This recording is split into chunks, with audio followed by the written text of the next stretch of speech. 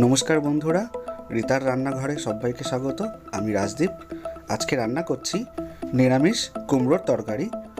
আমার এই চ্যানেলে আমি আগেও কুমড়োর অনেক রকম রেসিপি আপনাদের সঙ্গে শেয়ার করেছি। কুমড়ো ভাজা, কুমড়োর ছক্কা, চিংড়ি মাছ দিয়ে কুমড়োর তরকারি, আলু বড়ি দিয়ে কুমড়োর ঝোল, আর অনেক রকম রেসিপি। কিন্তু আজকে আমি শুধুমাত্র কুমড়ো দিয়ে একটি নিরামিষ তরকারি রান্না করছি, একদম কম উপকরণ দিয়ে, যা আমাদের রান্নাঘরে আমাদের হাতের সামনেই থাকে। খুব সহজ। দেখুন, তাহলে রেসিপিটা শুরু করি। এই রান্নাটা আমি সর্ষের তেলে করছি। কড়াইতে দিয়ে দিয়েছি 3 টেবিল চামচ মতো সর্ষের তেল। ফোড়নে দিলাম 5 ফোড়ন, 2টো শুকনো লঙ্কা আর একটা তেজপাতা। ফোড়নটা একটু নাড়াচাড়া করে নেব।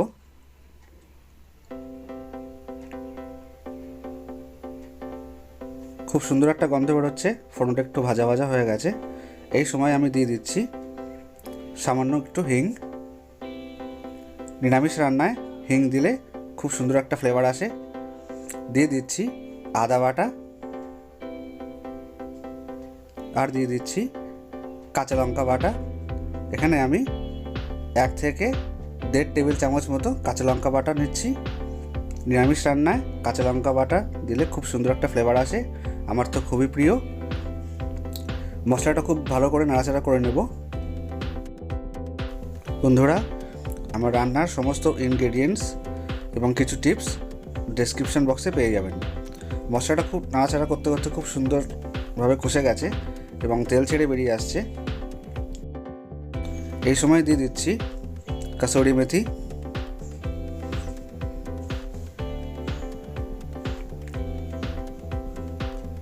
আবার খুব ভালো করে একটু নাড়াচাড়া করে নেব। এবং গ্যাসের আঁচ আমি কিন্তু মিডিয়ামে রেখেছি। দেখুন, মশলাটা আরও একটু কষে এসেছে। এখন গ্যাসের আঁচটা কমিয়ে আমি দিয়ে দিচ্ছি গুঁড়ো মশলা। এখানে আমি হলুদ গুঁড়ো, জিরের গুঁড়ো, ধনের গুঁড়ো, লাল লঙ্কার গুঁড়ো আর কাশ্মীরি লঙ্কার গুঁড়ো ব্যবহার করেছি। মশলাগুলো দিয়ে দিলাম। দিয়ে দিচ্ছি সামান্য একটু জল, যাতে মশলাটা কড়াইতে না লেগে যায়। অল্প অল্প জল দিয়ে সব কিছু সুন্দর করে কষিয়ে নেব। বন্ধুরা, এই সময় মশলা যত সুন্দর করে কষিয়ে নেওয়া যাবে, তরকারির টেস্ট কিন্তু তত সুন্দর হবে। অল্প অল্প জল দিয়ে আমি খুব সুন্দর করে মশলাটা কষিয়ে নেব। আমার এই রান্নাটা সম্পূর্ণ দেখুন, আর ভালো লাগলে অবশ্যই লাইক করবেন আর কমেন্ট করতে কিন্তু ভুলবেন না, আর আমার চ্যানেলটিকে সাবস্ক্রাইব করে দেবেন। দেখুন, মশলাটা কষে গেছে এবং তেল ছেড়ে বেরিয়ে আসছে, খুব সুন্দর একটা ফ্লেভারও আসছে। এখন দিয়ে দিচ্ছি কেটে রাখা কুমড়ো। এখানে আমি 500 গ্রাম মতো কুমড়ো নিয়েছি। আমি আলু নেইনি, শুধুমাত্র কুমড়ো এইভাবে ডুমো ডুমো করে কেটে নিয়েছি, একটু বড় সাইজের। আর খোসা শুদ্ধ কুমড়ো এরকমভাবে রান্না করে খেয়ে দেখবেন, খুব সুন্দর হয় খেতে। সমস্ত মশলার সাথে কুমড়ো খুব ভালো করে নাড়াচাড়া করে নিচ্ছি। আমি কিন্তু কুমড়ো আগে থেকে ভেজে নেইনি। এখন দিয়ে দিচ্ছি স্বাদ মতো লবণ, আর দিয়ে দিচ্ছি সামান্য একটু চিনি। নিরামিষ রান্নায় চিনি দিলে ফ্লেভার খুব সুন্দর ব্যালেন্স হয় এবং স্বাদও অনেক গুণ বেড়ে যায়। এবার অল্প অল্প জল দিয়ে সমস্ত মশলার সাথে আমি কুমড়ো খুব ভালো করে নাড়াচাড়া করে নেব। বন্ধুরা, কুমড়ো কিন্তু আমি আগে থেকে ভেজে নিইনি, ওই জন্য এই মশলার সাথে খুব ভালো করে ততক্ষণ আমি নাড়াচাড়া করব যতক্ষণ না কুমড়ো নরম হয়ে আসে।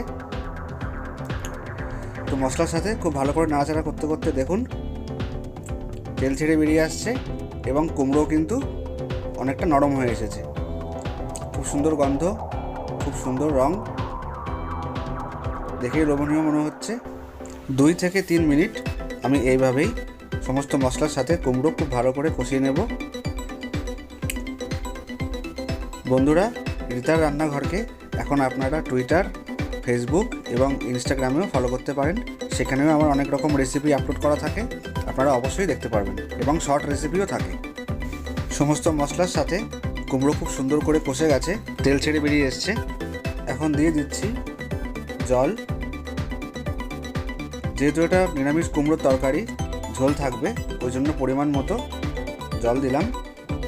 কুমড়োগুলো সেদ্ধ হতে হবে। একবার নাড়াচাড়া করে নেব। ঝোলটা একবার ফুটে উঠলে আমি ঢেকে দিয়ে রান্না করে নেব। ঝোলটা ফুটে উঠেছে, এখন আমি গ্যাসের আঁচ কমিয়ে দিয়ে 10 মিনিটের মতো এটা ঢেকে রান্না করে নেব। 10 মিনিট পর ঢাকনাটা খুলছি। খুব সুন্দর রং, খুব সুন্দর ফ্লেভার। কুমড়ো সেদ্ধ হয়ে গেছে।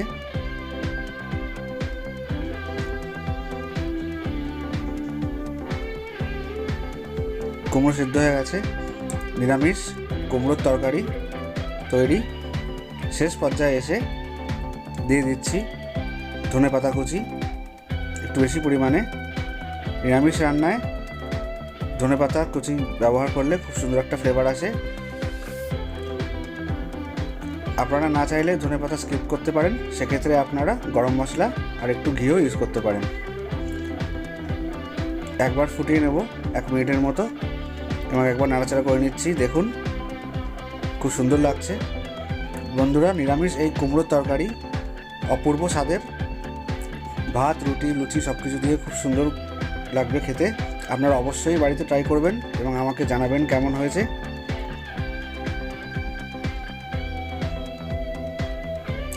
আজ এ পর্যন্তই, দেখা হবে পরের অন্য কোনো রেসিপিতে। ভালো থাকবেন, সুস্থ থাকবেন। আর আমার রান্নার কিছু টিপস আর রেসিপি ইনগ্রিডিয়েন্টস এবং অন্যান্য রান্নার রেসিপি লিঙ্ক আপনারা কিন্তু ডেসক্রিপশন বক্সে পেয়ে যাবেন। তাহলে দেখা হচ্ছে পরের কোনো রেসিপিতে। টাটা।